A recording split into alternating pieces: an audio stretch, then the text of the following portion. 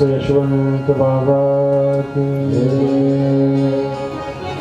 अनंत लीला माहुली ग्रामामध्ये करत असताना आता जी लीला मी तुम्हाला सांगितली त्यामध्ये अतिशय महत्त्वाचा संदेश महाराजांनी दिला, बाबांनी दिला। पहिल्या दिवशी त्या गृहस्थाच्या घरचा अन्नाचा स्पर्शही केला नाही, दुसऱ्या दिवशी मात्र स्वतःहून गेले। कारण ब्रह्ममूर्ती आहेत यशवंत बाबा।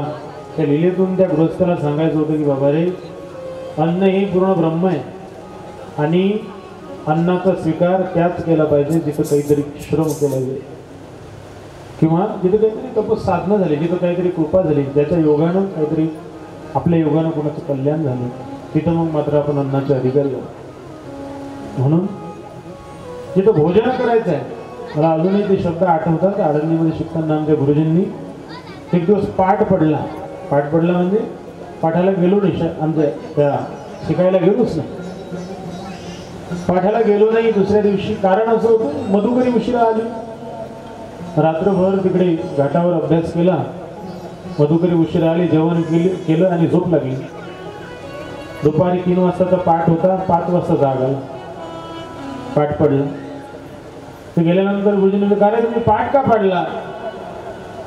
खरं बोलताय, खोटं बोलता येत नव्हतं, खरंच सांगावं लागत होतं।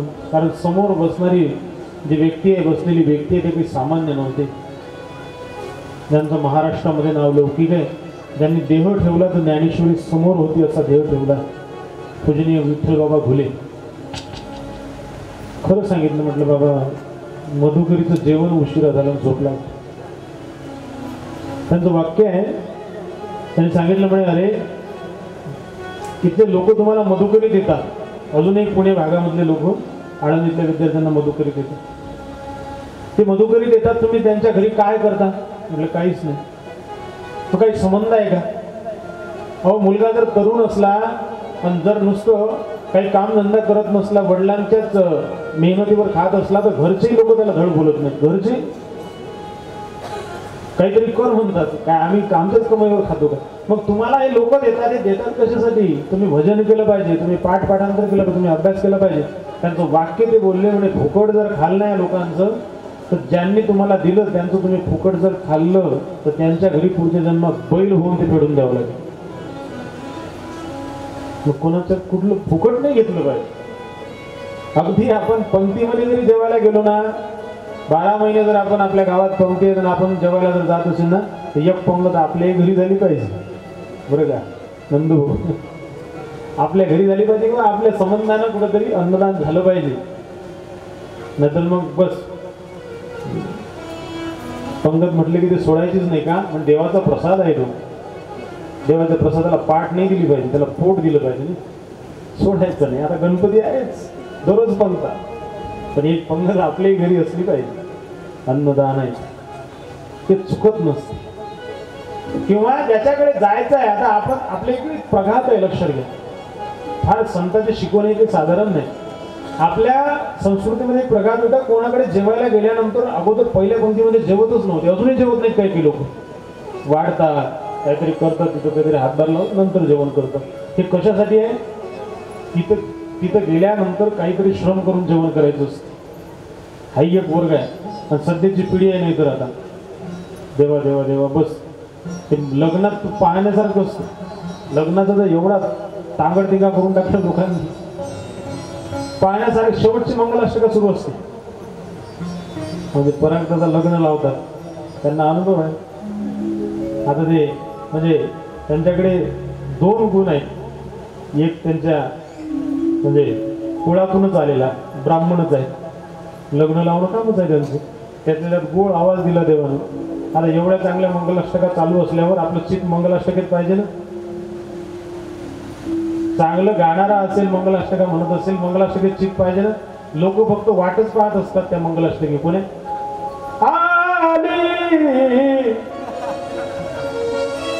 आली म्हटलं का इंजिन घुमवलं समजा, जागा कराय बस। सावधान म्हटलं की एवढे म्हणजे असे करतात सुचत नाही, साधारण माणसाची हिंमतच नाही तो जेवण करीन म्हणून लग्नात। मी लग्नात जाणंच बंद करून टाकलं, गेलो तरी जेवत नाही, कारण तिथं जेवण म्हणजे युद्धाचाच प्रसंग आहे, सोपं नाही आहे। मला घडलेला अनुभव आहे. जेवायला बसलो, गेलो आता जेवण त्याला करायचं, जेवण जेवायला बसलो, जसे जेवायला बसलो 2-4 घासे घेत नाही तर मागून एक लाईन लागली उभी. ते मागं नव्हते उभे, छातीवरच उभे होते असं समजा. बरं उभे राहिले तर ठीक आहे म्हटलं, ते सगळेच्या मागं उभे आहेत, आपल्या मागं कोण आहे पहा. जेवता जेवता मी मागं पाहिलं, जे मला शाळेत शिकवायला होते ना 5वी 6वी 7वीला, ते आमचे गुरुजीच उभे होते. चाललं महाराज चाललं, म्हटलं काय चालू ते. तिथं वयोवृद्ध माणसं उभी आहेत आणि आपण कसं काय जेवण करतो. अशी सगळी दैना करून टाकली अन्नदानाची. पण तिथं भोजन करायचं, भोजन म्हणजे काही सामान्य नाही, फुकट नाही घ्यायचं. यशवंत बाबा शब्द आहे. यशवंत बाबा तुम्ही उत्सवही करत आहात ना, तर मन धनानं जे काय फुल नाही, फुलाची पाकळी इथं तर द्यायचीच, लक्षात घ्या. पण शेवटच्या दिवशी पंक्तीमध्ये सहकार्य करायचं, सर्व सहकार्य करून नंतर मग तो प्रसाद. अरे तो प्रसाद घेऊन तर पहा, सहकार्य केल्यानंतरचा प्रसाद घेऊन पहा, मन प्रसन्न होते, काहीतरी केल्यासारखं वाटते. गेले बस करून जेवले आणि धकार दिली, घरी निघून आले, त्याला काही जेवण नाही, तो काही प्रसाद नाही. मग ते जेवण तर 12 महिने चालूच आहे. काहीतरी देवाच्या प्रसादे करारे भोजन व्हाल कोण कोण अधिकारी. यशवंत बाबा प्रत्येक लीलेमधून काहीतरी संदेश दिला. त्या माहुलीमध्येच अजून एक अशी घटना घडली. लोकांना माहितीच नाही कोण आहे ही मूर्ती. काहीतरी आपलं करायचं, तिथून निघून जायचं, थांबत नव्हते कोणाकडे. शुक महाराजांच्या बद्दल असं सांगतात की शुक महाराज गायची धार काढायला जेवढी वेळ लागते तेवढेच कोणाकडे थांबायचे.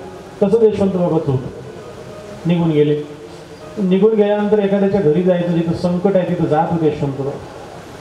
माहुलीमध्ये एक इमाम पिंजारी म्हणून राहत होते. ते इमाम पिंजाऱ्याचा मोठा गोड प्रसंग. त्या इमाम पिंजाऱ्याचं कुटुंब माहुलीमध्ये राहत आहे.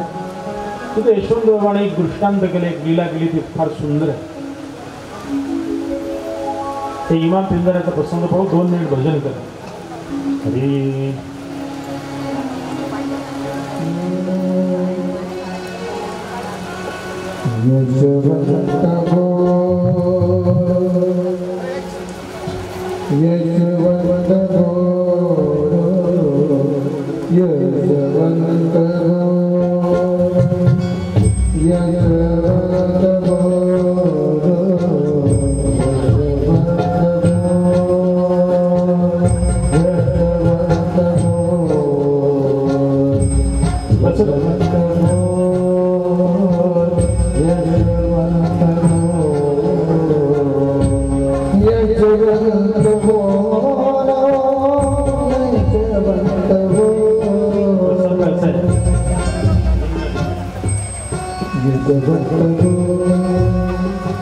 प्रसंग असा आहे.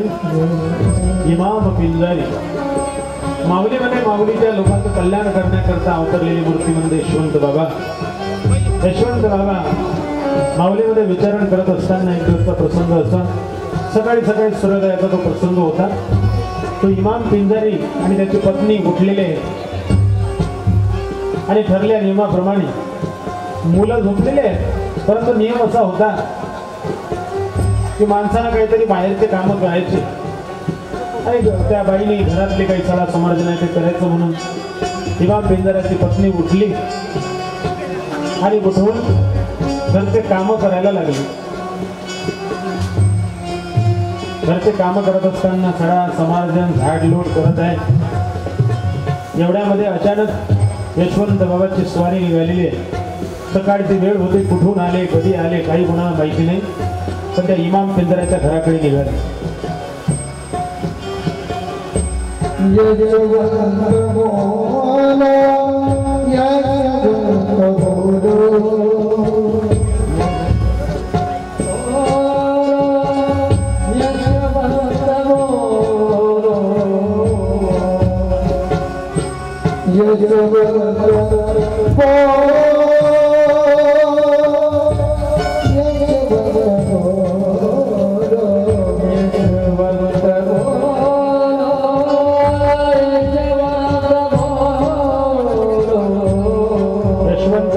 स्वारी जेव्हा त्या इमाम पिंजाऱ्याच्या घराजवळ आली, कोणाचंही लक्ष नसताना घराच्या छपरीच्या जवळ आले. बाबा छपरीच्या जवळ आल्यानंतर इमाम पिंजऱ्याच्या बंदीचं लक्ष नाही, की आपल्या कामामध्ये मग्न आहे, पण पिंजऱ्याचं लक्ष गेलं. लक्ष जाण्याचं कारण असं होतं, भगवान छत्रीमध्ये उभे आहेत, मुलं झोपलेले आहेत आणि तिथे उभे असताना एक लीला केली यशवंत बाबांनी. जोरात आवाज केला, खबरदार खबरदार, मी आहे इथं मी उभा आहे, खबरदार. डोळे काढत होते आणि खबरदार असं म्हणत होते. तो इमाम पिंजरानी धावत आला. अरे कोणा धटिंगण वेळा माझ्या घरामध्ये शिरलेला आहे, अंगावर कपडा नाही आणि माझ्या मुलांना खबरदार खबरदार म्हणत आहे. दुरूनच पाहिलं इमाम पिंजऱ्यानं तर